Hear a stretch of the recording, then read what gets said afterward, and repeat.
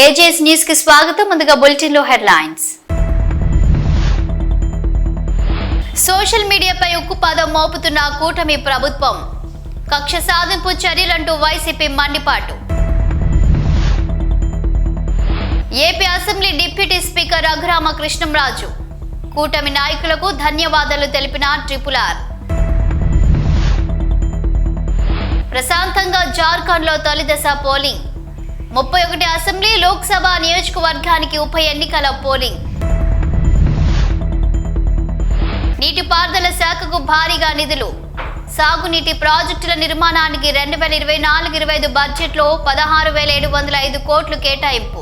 మా social media కార్యకర్తలను అక్రమంగా అరెస్టు చేస్తున్నారు. ఈ 2 వారాల్లో 57 మందిపై కేసులు పెట్టారని, వాళ్లలో 12 మంది ఎక్కడున్నారో కూడా తెలియకుండా చేశారని, సోషల్ మీడియా కార్యకర్తల అరెస్టులపై ఎన్హెచ్ఆర్సీలో ఫిర్యాదు చేశామని తెలిపారు వైఎస్ఆర్సీపీ పార్టీ రాజ్యసభ ఎంపీ వైవి సుబ్బారెడ్డి. ఇప్పుడు ఇంకా గత 2 వారాల నుంచి ఇంకా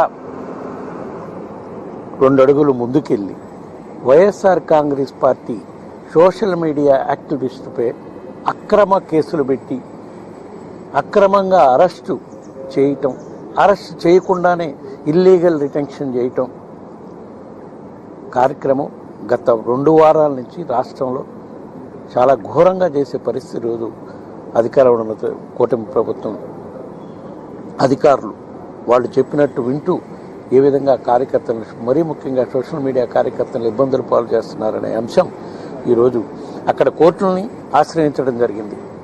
ఎందుకంటే మా పార్టీ అధ్యక్షుడు జగన్మోహన్ రెడ్డి గారు చెప్పారు, YSR Congress party social media పనిచేసే ప్రతి ఒక్క కార్యకర్తకి, పార్టీ కార్యకర్తలకి అండగా నిలబడతాం. మీరు తప్పు చేయనంత వరకు ఎటువంటి దానికి భయపడాల్సిన పని లేదు, నిర్భయంగా పోరాడదాం, కోర్టులకు వెళ్ళైనా పోరాడతామని చెప్పి ప్రతి ఒక్క కార్యకర్తకి అండగా ఉండటం కోసం మేము పోరాటం చేస్తూనే ఉన్నాం. అదే విషయమై ఈరోజు national human rights commission chairman గారి దృష్టికి కూడా తీసుకురావడం జరిగింది. ఎందుకంటే గత 2 వారాల్లో సుమారుగా 57 మంది సోషల్ మీడియా యాక్టివిస్టులపై, సోషల్ మీడియా కార్యకర్తలపై కేసులన్నా బుక్ చేయడం జరిగింది, నోటీసులన్నా ఇవ్వటం జరిగింది, ఎఫ్ఐఆర్లైనా లాడ్ చేయడం జరిగింది. అందులో 14 మందిని మాత్రమే రిమాండ్లో కోర్టుకు ప్రొడ్యూస్ చేసి రిమాండ్కి పంపించడం జరిగింది. అంటే అరెస్ట్ చేయడం జరిగింది, అరెస్ట్ చేసి కోర్టులో ప్రొడ్యూస్ చేయడం జరిగింది. ఇంకా 12 మందిని అయితే వాళ్ళ ఆచూకే తెలియదు, ఈ రోజు వరకు ఎక్కడున్నారో కూడా తెలియదు. వాళ్ళపై కూడా మేము ఆంధ్రప్రదేశ్ హైకోర్టులో 12 మందిపై పిటిషన్ కూడా వేయటం జరిగింది, ఏబిఎస్ కార్పస్ పిటిషన్ కూడా వేయటం జరిగింది. అవి కూడా అందులో కూడా మా కార్యకర్తలకి న్యాయం జరిగేట్టుగా వైఎస్ఆర్ కాంగ్రెస్.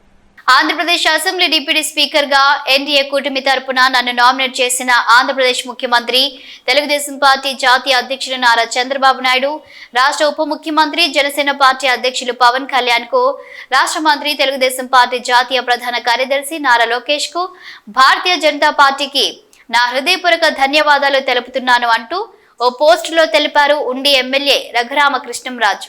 జార్ఖండ్ లో తొలి దశ పోలింగ్ ప్రశాంతంగా జరిగింది. 31 అసెంబ్లీ, 1 లోక్సభ నియోజకవర్గానికి ఉప ఎన్నికల పోలింగ్ జరగగా, తొలి విడతలో 15 జిల్లాల్లోని 43 అసెంబ్లీ నియోజకవర్గాల్లో ఇవాళ పోలింగ్ జరుగుతుంది. 683 మంది అభ్యర్థులు రంగంలో ఉన్నారు. పోలింగ్ కోసం 15,344 కేంద్రాలను అధికారులు ఏర్పాటు చేశారు. 1.37 కోట్ల మంది ఓటు హక్కును వినియోగించుకోనున్నారు. మొత్తం 33 నియోజకవర్గాలకు సిక్కింలోని 2 నియోజకవర్గాలు ఏకగ్రీవమయ్యాయి.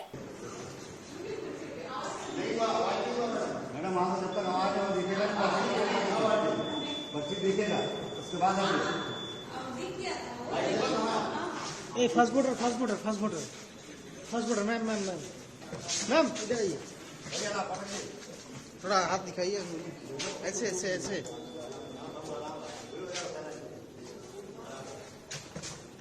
రాష్ట్రంలో సాగునీటి ప్రాజెక్టుల నిర్మాణానికి 2024-25 బడ్జెట్లో 16,705 కోట్లు కేటాయించారు. కేంద్ర ప్రభుత్వం పోలవరం ప్రాజెక్టుకు ఇచ్చే నిధులతో కలిపి ప్రాజెక్టుల నిర్మాణానికి, జల వనరుల శాఖలో ఇతర ఖర్చులకు ఈ మొత్తం నిధులిచ్చారు. పోలవరం ప్రాజెక్టుకు 5,445 కోట్లు కేటాయింపులు జరిగాయి. వెలిగొండ, హాంద్రినివాస్, సుజల స్రవంతి, చింతలపూడి ఎత్తిపోతల పథకం, వంశధార 2వ భాగం పనులు, మహేంద్ర తనయ అఫ్షోర్ రిజర్వాయర్, గాలిరు నగరి, సుజల స్రవంతి వంటి ప్రాజెక్టులకు నిధులు దక్కినట్లు తెలుస్తోంది.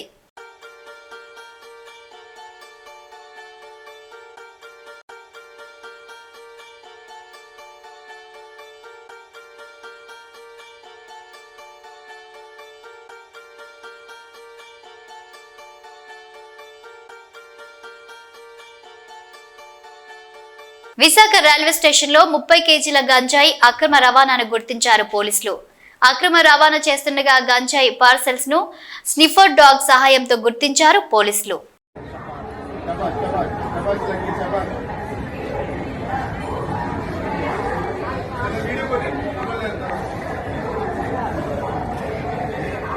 ఏపీలో సోషల్ మీడియాలో యాక్టివ్ గా ప్రభుత్వానికి వ్యతిరేకంగా మాట్లాడే వారిని తమపై అనుచిత పోస్టులు పెట్టారంటూ కూటమి ప్రభుత్వం వైసీపీ కార్యకర్తలను అరెస్ట్ చేస్తున్న పోలీసులు నేడు రామ్ గోపాల్ వర్మకు మద్దిపాడు పోలీసులు నోటీసులు ఇచ్చారు. గత జగన్ ప్రభుత్వాన్ని తుగ్లక్ ప్రభుత్వం అని ఎందుకు అనేవారో తెలుసుకోవాలి అంటే మహిళా కార్యదర్శుల నియామకం, వారికి కేటాయించిన విధులే ఒక ఉదాహరణ. గ్రామ వార్డు మహిళా సంరక్షణ కార్యదర్శులుగా వీరిని నియమించడం జరిగింది. దాదాపు 15,000 మందిని రిక్రూట్ చేశారని, వారినే మహిళా రక్షణ కార్యదర్శుల కింద మార్చడం జరిగిందన్నారు. కేవలం 2 వారాలు వారికి ట్రైనింగ్ ఇచ్చి వారిని నియమించారని, ఇది పూర్తిగా గత గవర్నమెంట్ అవివేక చర్య అని అన్నారు వంగలపూడి అనిత. లాస్ట్ గవర్నమెంట్ అసలు ఇటువంటి దాన్ని ఏమంటారు యాక్ట్లను కూడా చదువుకోకుండా ఎంత గుడ్డిగా ఇటువంటి జీవోలు ఇష్యూ చేసిందని చెప్పడానికి ఇది ఒక తార్కాణం కింద మనం భావించవచ్చు. ఎందుకంటే యాక్చువల్ గా వీళ్ళని గ్రామ వార్డు మహిళా సంరక్షణ కార్యదర్శుల కింద ఇందాక సభ్యులు చెప్పినట్టుగా జీవో నెంబర్ MS నెంబర్ 129 ప్రకారం 2019లో వీళ్ళు నియమించడం జరిగింది అధ్యక్ష. ఓవరాల్ గా చూస్తే అధ్యక్ష వీళ్ళు 15,000 మంది రిక్రూట్మెంట్ చేస్తే అధ్యక్ష దగ్గర 13,815 మంది మహిళా సంరక్షణ కార్యదర్శుల కింద పనిచేసే పరిస్థితి ఉంది అధ్యక్ష. అందులో సుమారుగా 1,189 ఆటోమేటిక్ ఇంకా ఖాళీలు ఉన్నాయి అధ్యక్ష. అయితే 13,815 మందికి అధ్యక్ష 2021కి వచ్చేసరికి మళ్ళా జీవో నెంబర్ 60 ప్రకారం చేసుకుని వాళ్ళని ఒక మహిళా రక్షణ కార్యదర్శుల కింద వార్డు లేక గ్రామ మహిళా రక్షణ కార్యదర్శుల కింద మార్చి వాళ్ళకి ఒక సెపరేట్ జాబ్ చార్ట్ ఇచ్చారు అధ్యక్ష. జాబ్ చార్ట్ లో కూడా అధ్యక్ష చూస్తే పోలీస్ డిపార్ట్మెంట్ ఇందాక కోన రవికుమార్ గారి సభ్యులు చెప్పినట్టుగా ఒక చీఫ్ సెక్రటరీకి ఎన్ని బాధ్యతలు ఉంటాయి అన్ని బాధ్యతలు కూడా ఒక గ్రామ మహిళా సంరక్షణ కార్యదర్శికి అప్పచెప్పడం అనేది చూస్తేనే అధ్యక్ష లాస్ట్ గవర్నమెంట్ తాలూకు అవివేకం అనేది చాలా క్లియర్ గా అర్థమవుతుంది అధ్యక్ష. ఎందుకంటే అధ్యక్ష ఈ రోజు మనం ఇక్కడ చూసుకుంటే అధ్యక్ష పోలీస్ డిపార్ట్మెంట్ లో ఒక ఉద్యోగం సాధించాలంటే వాళ్ళు శారీరక దారుఢ్య పరీక్షలు వాళ్ళు నెగ్గాలి, రిటర్న్ టెస్ట్ వాళ్ళ ఎగ్జామ్ పాస్ అవ్వాలి, 9 months ట్రైనింగ్ కఠోరమైన ట్రైనింగ్ ఉంటుంది అధ్యక్ష. కఠోరమైన ట్రైనింగ్ తర్వాతనే ఆ పోలీస్ కానిస్టేబుల్స్ కింద వాళ్ళు అందరూ కూడా బయటకు వచ్చి పోలీస్ డిపార్ట్మెంట్ వర్క్ చేసే పరిస్థితి ఉంటుంది అధ్యక్ష. కానీ వీళ్ళని మహిళా రక్షణ కార్యదర్శి కింద ఏర్పాటు చేసిన తర్వాత కేవలం 2 వారాలు వాళ్ళకి ట్రైనింగ్ ఇచ్చి ఒకటేమో ఒక వారం పోలీస్ డిపార్ట్మెంట్ వాళ్ళు ఇంకొక వారం ICDS డిపార్ట్మెంట్ వాళ్ళు ట్రైనింగ్ ఇచ్చి ఓవరాల్ చెప్పాలంటే వీళ్ళు గ్రామాల మీద వదిలేశారు అధ్యక్ష. వాళ్ళు పంపించిన తర్వాత కూడా వాళ్ళకి ఇష్టాలు కూడా గ్రహించకుండా పోలీస్ డ్రెస్ కూడా వాళ్ళకి వేయడానికి ఇంచుమించుగా పోలీస్ యూనిఫామ్ కూడా వాళ్ళకి వేయాలి అని చెప్పి వాళ్ళు రిస్ట్రిక్ట్ చేస్తే వాళ్ళు కూడా దానికి భయపడి బాధపడి చాలా మంది కోర్టులకు వెళ్ళిన సందర్భాలు కూడా ఉన్నాయి అధ్యక్ష. ఈ రోజు కోర్టులో దగ్గర 7 రిట్ పిటిషన్లు మహిళా కార్యదర్శికి సంబంధించి ఆ పోలీస్ డ్రెస్ విషయంలోని కానీ వీళ్ళు జాబ్ చార్ట్ ఒక అవగాహన లేకుండా డబ్బులు ఇచ్చుకుని పెట్టుకున్నాడు కదా. ఆ మేధావులందరూ కలిపి ఆల్రెడీ 12,000 మంది వీళ్ళు పనిచేస్తున్నారు కదా, వీళ్ళని మనం పోలీసుల కింద కన్వర్ట్ చేసేస్తే వాటిని తగ్గించి వచ్చని ఒక ఉచిత సలహా పడేశారు అధ్యక్ష. దానికి వెనకాతలు ఒక పోలీస్ డిపార్ట్మెంట్ మీద ఒక అవగాహన, పోలీస్ రిక్రూట్మెంట్ మీద ఒక అవగాహన, వాళ్ళ తాలూకా జాబ్ చార్ట్ మీద ఒక అవగాహన ఉండుంటే ఇలాంటి పని చేసి ఉండేవారు కాదు అధ్యక్ష. ఈ రోజు వీళ్ళ పరిస్థితి ఏమైపోయిందంటే వీళ్ళు వెళ్ళి రిపోర్ట్ చేయాల్సింది గ్రామ సెక్రటరీకి రిపోర్ట్ చేయాలి. వీళ్ళ అడ్మినిస్ట్రేటివ్ పవర్స్ ఎక్కడ ఉంటాయంటే పోలీస్ డిపార్ట్మెంట్ దగ్గర ఉంటాయి. వీళ్ళకి జీతం ఇచ్చేదేమో ఎంపీడీఓ, లీవ్ ఇచ్చేదేమో ఎంపీడీఓ, మళ్ళా తిరిగి ఒకవేళ ట్రాన్స్ఫర్ అవ్వాలంటే డిపార్ట్మెంట్ కలెక్టర్ దగ్గరికి వెళ్ళాలి అధ్యక్ష. అంటే వీళ్ళకి సంబంధించి ఒక అథారిటేటివ్ ఆఫీసర్ ఒకరు కూడా లేక ఇన్ని డిపార్ట్మెంట్స్ తో పోనీ పైకి వచ్చిన పని చేద్దామంటే వీళ్ళు తాలూకా అంటే పైత్యం ఎంత పెరిగిపోయిందంటే లాస్ట్ గవర్నమెంట్ కి వీళ్ళ చేతే తక్కువ జీతాలు ఇచ్చి ఎక్కువ పని చేయించుకుందామని క్రైమ్ ఆఫ్ ఎఫెన్స్ దగ్గర కూడా కాపాడడానికి కూడా వీళ్ళు తీసుకెళ్లాలంట. నాన్ బెయిలబుల్ వారెంట్లకు సంబంధించి వీళ్ళు సపోర్ట్ చేయాలంట. అక్కడికి వెళ్లి మహిళా సంరక్షణ కార్యదర్శుల కింద మహిళా రక్షణ కార్యదర్శుల కింద అక్కడ ఉన్న అవగాహన కల్పించడం లేకపోతే ICDS సంబంధించి ఏదైనా మిడ్ డే మీల్ చూడడం అంతవరకు ఓకే. ఆఖరికి పోలీస్ డిపార్ట్మెంట్ కి వాళ్ళ ఇన్వెస్టిగేషన్ లోని కూడా వీళ్ళు హెల్ప్ తీసుకుని చేసుకునే పరిస్థితి కనిపించింది. లాస్ట్ గవర్నమెంట్ లో చాలా మంది మాతోనే మొరపెట్టుకున్నారు అధ్యక్ష. మేము ప్రతిపక్షంలో ఉండేటప్పుడు పోరాటాలు చేసేటప్పుడు మమ్మల్ని ఆపడానికి ఈ మహిళా కానిస్టేబుల్ తో పాటు మహిళా పోలీసులు కూడా పంపించేవాళ్ళు. మేము అడిగేవాళ్ళం మీరెవరమ్మా మహిళా పోలీసా మహిళా కానిస్టేబుల్ అంటే మహిళా పోలీస్ అండి అని. ఇందులో విషయం ఏంటంటే అధ్యక్ష చాలా మంది ఏజ్ అయిపోయిన వాళ్ళు ఉన్నారు. మళ్ళీ ఇంకోటి ఏంటంటే ఎంటెక్లు బీటెక్లు చేసుకుని కొంతమంది ఫ్యామిలీస్ పోలీస్ డిపార్ట్మెంట్ లోకి కొంతమంది యాక్సెప్ట్ చేస్తారు, కొంతమంది యాక్సెప్ట్ చేయకపోతారు. ఇలాంటి సిచ్యువేషన్స్ అన్నింటిలోని కూడా ఈ రోజు వీళ్ళు పడుతున్న బాధ అధ్యక్ష వర్ణనాతీతం. ఇంకొకటి ఇందులో కొసమేర్పు ఏంటంటే ఎన్నో సంవత్సరాల కానిస్టేబుల్ కింద చేస్తే హెడ్ కానిస్టేబుల్ ప్రమోషన్ వస్తుంది. హెడ్ కానిస్టేబుల్ దగ్గర నుంచి ఒక ASI, SI, CA ర్యాంక్ వరకు వెళ్తారు. వీళ్ళు ఎటువంటి రిక్రూట్మెంట్ లేదు, ఎటువంటి శారీరక దృఢ పరీక్షలు లేవు, ఎటువంటి రిటర్న్ టెస్టులు లేవు, ఎటువంటి ట్రైనింగ్స్ లేవు. వీళ్ళకి కూడా మహిళా పోలీస్ దగ్గర నుంచి అప్ టు ఇన్స్పెక్టర్ వరకు కూడా వీళ్ళకి కూడా ఒక ప్రమోషన్ జాబ్ చార్ట్ ఇచ్చేసి ఒక జీవో కూడా రిలీజ్ చేశారు అధ్యక్ష. అప్పుడు మనందరం అనుకునే వాళ్ళం తొగ్లక్ పరిపాలన దానికి ఇది ప్రత్యేక సాక్ష్యం కింద మనం ఈ మహిళా రక్షణ కార్యదర్శుల గురించి చూడాలంటే ఇది మనం చెప్పుకోవచ్చు అధ్యక్ష. ఇన్ని రకాలుగా వీళ్ళు చేసిన అధ్యక్ష, వీళ్ళకి ఏంటంటే అధ్యక్ష ఎస్కార్ట్ డ్యూటీలు, బందోబస్తు డ్యూటీలు, వాళ్ళు అక్కడికి వచ్చి ఏడ్చేవారు అధ్యక్ష. ప్రస్తుతం చాలా మంది మేము వచ్చిన తర్వాత కూడా ఇప్పుడు ఈ విషయంలోనే గౌరవ సభ్యులందరూ కూడా చెప్పడం జరిగింది, వీళ్ళు పోలీస్ డిపార్ట్మెంట్ కి సంబంధించిన వాళ్ళ కింద ఉంచాలా, లేకపోతే ICDS లో మనం పంపించుకోవాలా, వేరే ఎవరికైనా ఏదైనా జాబ్ చార్ట్ ఇచ్చి సపరేట్ గా వీళ్ళు ఏదైనా మనం చేయాలా అనేది ఆలోచన చేసుకోవడానికి ఒక సుదీర్ఘమైన చర్చ అయితే జరగాలి అధ్యక్ష. మేము చర్చిస్తాం అధ్యక్ష. నా అప్పీల్ ఏంటంటే ఇక్కడ గౌరవ సభ్యులందరూ ఉన్నారు, గౌరవ సభ్యులందరూ కూడా ఈ విషయంలోనే మనందరికీ కూడా అవగాహన ఉంది. ఈ గౌరవ సభ్యులందరూ కూడా ఈ విషయంలో, ఈ మహిళా కార్యదర్శుల విషయంలో మనం ఏం చేస్తే వాళ్ళ సేవలు వినియోగించుకునేటట్టుగా ఉంటుందో, గౌరవ సభ్యులు ఎవరైనా లిఖిత పూర్వకంగా మాకు సూచనలు సలహాలు ఇచ్చినా దాన్ని బేస్ చేసుకుని అదే విధంగా మనం డిపార్ట్మెంట్ వాళ్ళతో కూడా చర్చించి దీని మీద నిర్ణయం తీసుకుని యాజ్ ఎర్లీ యాజ్ పాసిబుల్ మహిళా సంరక్షణ కార్యదర్శులకి ఒక జాబ్ చార్ట్ ఇస్తామని చెప్పి మీ ద్వారా సభకు తెలియజేసుకుంటున్నాను అధ్యక్ష. IIT తిరుపతికి ఆగస్టు 9, 2016లోనే భూములు కేటాయించి పనులు ప్రారంభించారని, NIT తాడపల్లిగూడెంకు ఏప్రిల్ 16, 2016లో 172 ఎకరాలు, విశాఖలో IIMకు ఏప్రిల్ 16, 2016లో 240 ఎకరాలు భూములు, సెంట్రల్ వర్సిటీ అనంతపురానికి ఏప్రిల్ 16, 2016లో 491 ఎకరాలు, ఐషర్కు 255 ఎకరాలు, IIITలకు కూడా భూములు అప్పట్లోనే కేటాయించారని తెలిపారు మంత్రి నారా లోకేష్. యుద్ధ ప్రాతిపదికన భూములు కేటాయించడమే గాక కేంద్ర ప్రభుత్వం నుంచి వచ్చే నిధులు, పనుల పురోగతిని ఆనాడు ప్రతి నెల ముఖ్యమంత్రి సమీక్షించారు. అభివృద్ధి వికేంద్రీకరణలో భాగంగా విభజన చట్టంలో ఉన్న విద్యా సంస్థలను కూడా రాష్ట్రంలోని వివిధ ప్రాంతాల్లో ఏర్పాటు చేయాలని నిర్ణయించారు. పనులను పూర్తి చేసేందుకు చిత్తశుద్ధితో కృషి చేశారు. ఆయా విద్యా సంస్థలకు పెండింగ్ లో ఉన్న రోడ్లు, తాగునీరు, ఇతర మౌలిక సదుపాయాల సమస్యలను వెంటనే పరిష్కరించేందుకు కృషి చేస్తామని తెలిపారు నారా లోకేష్. అధ్యక్ష, మీరు ఒకసారి ఐఐటీలో చూస్తే ఆనాడు తెలుగుదేశం ప్రభుత్వం ఆగస్టు 9, 2016లోనే భూములు కేటాయించి పనులు కూడా ప్రారంభించే విధంగా చేస్తాం జరిగింది అధ్యక్ష. IIM విశాఖపట్నానికి వచ్చేగల ఏప్రిల్ 16, 2016లోనే ఆనాడు 240 ఎకరాలు భూమి ఇస్తాం జరిగింది అధ్యక్ష. ఐజర్ పోతే మీరు చూస్తే డిసెంబర్ 17, 2015లోనే 255 ఎకరాలు ప్రభుత్వం ఇస్తాం జరిగింది అధ్యక్ష. ఇంకా NIT తాడేపల్లిగూడెంకి వచ్చేగల 172 ఎకరాలు ఏప్రిల్ 16, 2016లో ఇస్తాం జరిగింది అధ్యక్ష. ఇంకోటి IIIT డిఎంకి వచ్చేగల 151 ఎకరాలు మార్చి 31, 2016లో ఇస్తాం జరిగింది. ఇంకా సెంట్రల్ యూనివర్సిటీ అనంతపురం వచ్చేగల సుమారుగా 491 ఎకరాలు ఏప్రిల్ 16, 2016లో ఇస్తాం జరిగింది అధ్యక్ష. ఇవన్నీ నేను ఎందుకు చెప్తున్నానంటే నాడు యుద్ధ ప్రాతిపదికంగా కేవలం భూములే కేటాయిస్తాం కాదు, పనులు జరుగుతున్నాయా జరగట్లేదా, కేంద్ర ప్రభుత్వం నుంచి రాబట్టాల్సిన నిధులు ఏంటనేది ప్రతి నెల గౌరవ ముఖ్యమంత్రి గారు రివ్యూ చేసేవారు అధ్యక్ష. మీరు కూడా అధ్యక్ష గతంలో PRRD మంత్రిగా చేశారు. ఉపాధి హామీ అనుసంధానం ఎట్లా చేయాలి, దాని అన్నిట్లో ఎట్లా చేయాలని ఆనాడు ముఖ్యమంత్రి గారు పెద్ద ఎత్తున రివ్యూ కూడా చేశారు అధ్యక్ష. సో ఇట్లా అన్ని పనులు ఒక పద్ధతి ప్రకారం చేసుకుంటూ పోయాయి అధ్యక్ష. వాస్తవంగా చెప్పాలంటే సెంట్రల్ ట్రైబల్ యూనివర్సిటీకి వచ్చేగల కొంచెం డిలే అయ్యగల ప్రభుత్వాలు మారినాయి. ప్రభుత్వం మారిన తర్వాత తెలుగుదేశం పార్టీ అధికారులు ఉన్నప్పుడు ఒక భూమి ఐడెంటిఫై చేశాం, కేటాయించాం, కానీ ఎక్కడ రాజకీయంగా క్రెడిట్ వస్తుందని చెప్పి మళ్ళీ వేరే భూమిలోకి షిఫ్ట్ చేశారు. దానివల్ల 5 సంవత్సరాలు కాలయాపన చేశారు అధ్యక్ష ట్రైబల్ యూనివర్సిటీ. మన ప్రభుత్వ అధికారులకు వచ్చినా చాలా స్పష్టంగా లేదు, ఎక్కడైతే ఫైనలైజ్ చేసా అక్కడనే ముందరికి వెళ్దాం అని చెప్పాం అధ్యక్ష. ఈ సెంట్రల్ ట్రైబల్ యూనివర్సిటీ కూడా యుద్ధ ప్రాతిపదికంగా వచ్చే 2 సంవత్సరాలు పూర్తి చేస్తామని సభకి నేను హామీ ఇస్తున్నా అధ్యక్ష. పెద్దలు బుచ్చ చౌదరి గారు, బోండోమా గారు చెప్పినట్లు అధ్యక్ష ఇంకా కొన్ని పెండింగ్ వర్క్స్ ఉన్న విషయం వాస్తవం అధ్యక్ష. తాగునీరు కానివ్వండి, రోడ్లు కానివ్వండి, ఈ సమస్య ఉన్నాయి. నా దృష్టి కూడా అధికారులు తీసుకొస్తాం జరిగింది. అది తప్పనిసరిగా సంస్థలతో మాట్లాడతాను. ఇంటెక్ కానివ్వండి, మ్యాన్ పవర్ కూడా డిస్కస్ చేసి తప్పనిసరిగా ఎట్లా టేకప్ చేయాలో చేస్తాం. పెద్దలు బుచ్చ చౌదరి గారు ఏకంగా రాజమండ్రి చేస్తే బాగుంటుందని కోరటం జరిగింది. అది ఆల్రెడీ ఒక ఆలోచనలో ఉన్నాం. తొందరలోనే మీతో చర్చించి ఎట్లా చేద్దాం అనేది విల్ టేక్ ఇట్. పెద్దపల్లి జిల్లా సమీపంలోని రాఘవాపూర్ రైల్వే స్టేషన్ దగ్గర ఐరన్ లోడ్స్ తో వెళ్తున్న గూడ్స్ రైలు పట్టాలు తప్పింది. ఈ ఘటనలో 11 బోగీలు పట్టాలు తప్పి బోల్తా పడటంతో రైల్వే ట్రాక్లు దెబ్బతిన్నాయి. దీంతో ఢిల్లీ చెన్నై మార్గంలో పలు రైళ్ల రాకపోకలకు తీవ్ర అంతరాయం ఏర్పడింది. గూడ్స్ రైలు బళ్ళారి నుంచి గజియాబాద్ వెళ్తుండగా ఈ ఘటన చోటు చేసుకున్నట్టు తెలుస్తోంది. విషయం తెలుసుకున్న వెంటనే రైల్వే సిబ్బంది హుటాహుటిన సంఘటనా స్థలానికి చేరుకున్నారు. వెంటనే అప్రమత్తమైన రైల్వే అధికారులు ఆ మార్గంలో వెళ్లే పలు రైళ్లను ఆయా స్టేషన్లలో నిలిపేశారు. ప్రమాదం జరిగిన కొద్దిసేపటికే పెద్దపల్లి స్టేషన్లో సంపర్క్ క్రాంతి, భాగ్యనగర్ ఎక్స్ప్రెస్ లను నిలిపివేయగా ప్రయాణికులు తీవ్ర ఇబ్బందులు ఎదుర్కొన్నారు.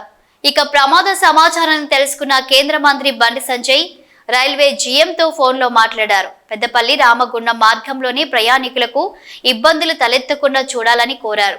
తక్షణమే సహాయక చర్యలు తీసుకోవాలని ఆదేశాలు జారీ చేశారు. బుధవారం ఉదయం వరకు రైల్వే ట్రాక్ ను పునరుద్ధరణ పనులు పూర్తి చేస్తామని అధికారులు హామీ ఇచ్చినట్టు బండి సంజయ్ ఓ ప్రకటనలో తెలిపారు.